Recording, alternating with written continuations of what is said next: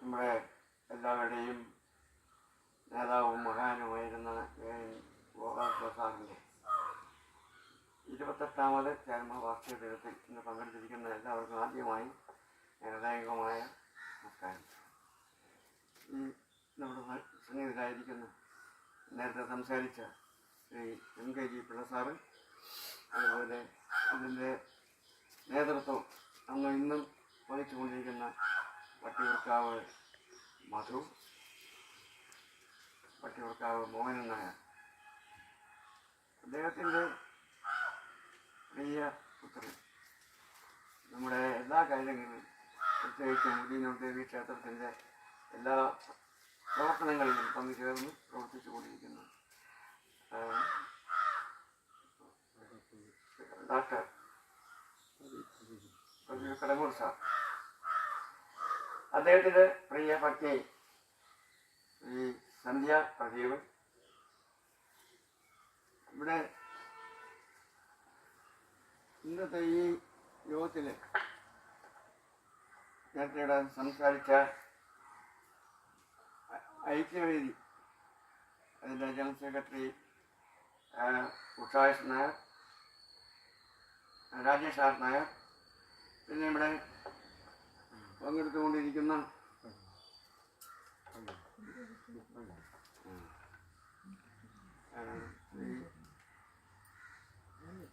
അനിൽ അമ്പള്ളി, ശ്രീ പുഷ്പലത, ഇവിടെ ഈശ്വര പ്രാർത്ഥന നടത്തിയ ശ്രീമതി പുഷ്പലത KR, ഇളംകുളം മോഹൻകുമാർ, ഡോക്ടർ സുഭ, അദ്ദേഹം ഡോക്ടർ സുഭയാണ് ഇവിടെ ഈ എല്ലാവരും പകർത്തി കൊണ്ടിരിക്കുന്ന മാന്യ വ്യക്തി. പിന്നെ ഇവിടെ ഉള്ള മിസ്റ്റർ വിഷ്ണു, അദ്ദേഹത്തിൻ്റെ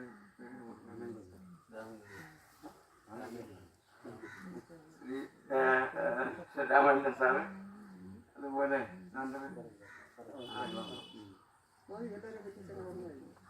ശ്രീ യേശുദാസ്, ഇവിടെ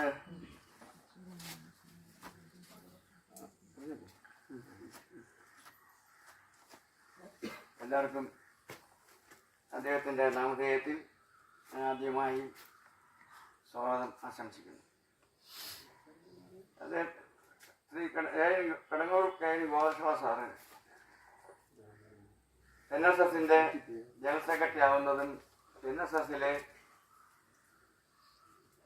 പ്രവർത്തനത്തിന് ആരംഭമിട്ടതും മന്നത്ത് പത്മനാഭൻ നായർ സർവീസ് സൊസൈറ്റിയുടെ ജീവാത്മാവും പരമാത്മാവുമായ മന്നത്ത് പത്മനാഭനാണ് ശ്രീ AN ഗോപാലകൃഷ്ണ സാറിൻ്റെ വ്യക്തി വൈഭവം തിരിച്ചറിഞ്ഞ് നായർ സർവീസ് സൊസൈറ്റിയെ എൻ്റെ കാലം കഴിഞ്ഞ് നയിക്കേണ്ടത് ശ്രീ ഗോപാലകൃഷ്ണപിള്ള ആണ് എന്ന് അദ്ദേഹം തീരുമാനിക്കുകയും അദ്ദേഹത്തിനെ ആ രംഗത്തേക്ക് കൊണ്ടുവന്നതും മന്നത്ത് പത്മനാഭനായിരുന്നു. മന്നത്താചാര്യൻ നമ്മൾ സ്മരിക്കുമ്പോൾ അടുത്ത സ്മരിക്കുന്നത് എപ്പോഴും ഈ 28 വർഷത്തിന് ശേഷം ശ്രീ ഗോപാലകൃഷ്ണ സാറിനെയാണ്. മന്നത്തിൻ്റെ അതേ രീതിയിലുള്ള പ്രവർത്തന ചാതുര്യം അദ്ദേഹത്തിനുണ്ടായിരുന്നു. മന്നത്ത് എന്തെല്ലാം ചെയ്യുവാൻ ആഗ്രഹിച്ചുവോ അതുപോലെ മന്നം ഒരിക്കലും നായർ സർവീസ് സൊസൈറ്റി അല്ലെങ്കിൽ നായർമാർക്ക് വേണ്ടി പ്രവർത്തിച്ചിരുന്ന ഒരു മഹാനായിരുന്നില്ല. അദ്ദേഹത്തിൻ്റെ പ്രവർത്തന ശൈലി എല്ലാവർക്കും അറിയാം. വൈക്കം സത്യാഗ്രഹമൊക്കെ നടത്തുന്നതിന് മേൽനോട്ടം വഹിച്ച ആ മഹാനുഭാവൻ്റെ ആയിട്ടാണ് നമ്മുടെ എല്ലാവരുടെയും പ്രിയങ്കരനായ ശ്രീ AN ഗോപാലകൃഷ്ണ സാറ് ഈ നായർ സർവീസ് സൊസൈറ്റിയിൽ അരങ്ങത്ത് വന്നു.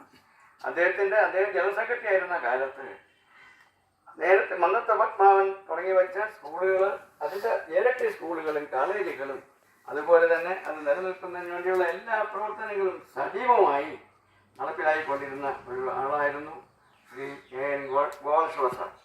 അദ്ദേഹത്തിൻ്റെ ഈ അഭൂതപൂർവമായ പ്രവർത്തനം കണ്ട് നായർ സർവീസ് സൊസൈറ്റി വളരെ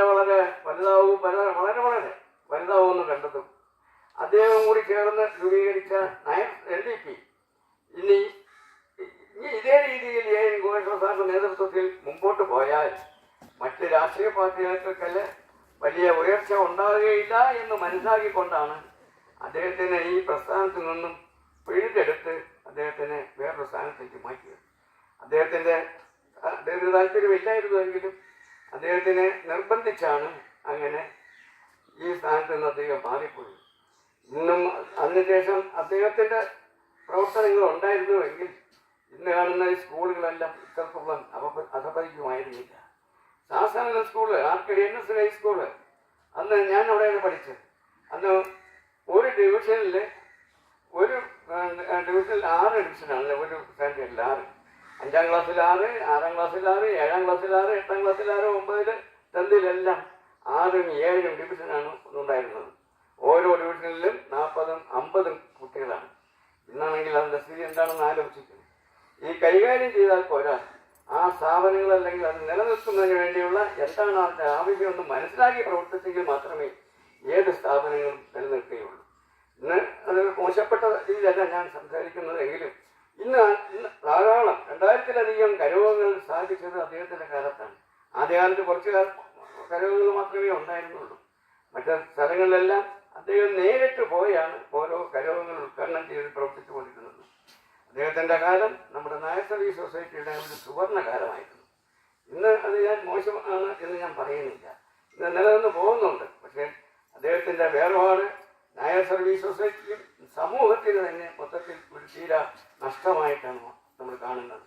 അദ്ദേഹത്തിൻ്റെ വേർപാട് ഇന്ന് അദ്ദേഹം ഉണ്ടായിരുന്നുവെങ്കിൽ ഇന്ന് ഈ സംസ്ഥാനത്ത് ആർക്കും മാറി നിൽക്കാൻ പറയാത്ത രീതിയിൽ എല്ലാ രീതിയിലും നായർ സർവീസ് സൊസൈറ്റിയും അതുപോലെ രാഷ്ട്രീയ പാർട്ടിയും എല്ലാം മുൻപന്തി തന്നെ ഉണ്ടാകുമായിരുന്നു. ഏതായാലും നമുക്ക് പറ്റിയ നഷ്ടമാണ്. ഞാൻ അതുകൊണ്ട് ഇന്ന് ദീർഘമായിട്ട് വേറൊന്നും സംസാരിക്കുവാനുണ്ട്. ഏതായാലും അദ്ദേഹത്തിൻ്റെ വേർപാട് തീരാ നഷ്ടം തന്നെയാണ്. ഇന്ന് 28ാം വർഷമായിരിക്കുന്നു അദ്ദേഹം നമ്മളിൽ നിന്നും പിരിഞ്ഞു പോയിരുന്നു. എന്നും അത് എല്ലാവരുടെ മനസ്സിനകത്തും അദ്ദേഹത്തിൻ്റെ ഓർമ്മ എല്ലാവരുടെ മനസ്സിനകത്തും എപ്പോഴും ഉണ്ടായിരിക്കും എന്നുള്ള തീർച്ചയാണ്. അതുകൊണ്ട് ഇന്ന് ഇവിടെ വന്ന് 2 വാക്കുകൾ സംസാരിക്കാനും ബന്ധപ്പെടാനും അവസരം തന്ന ഇതിൻ്റെ ഭാരവാഹികൾക്ക് നന്ദി പ്രകാശിപ്പിച്ചുകൊണ്ട് ഇതിൻ്റെ എല്ലാം മേൽനോട്ടം നയിക്കുന്ന ശ്രീ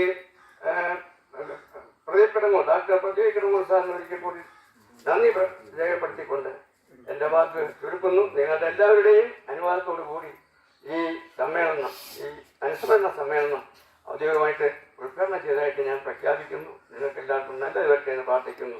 ജയ് ഹിന്ദ്.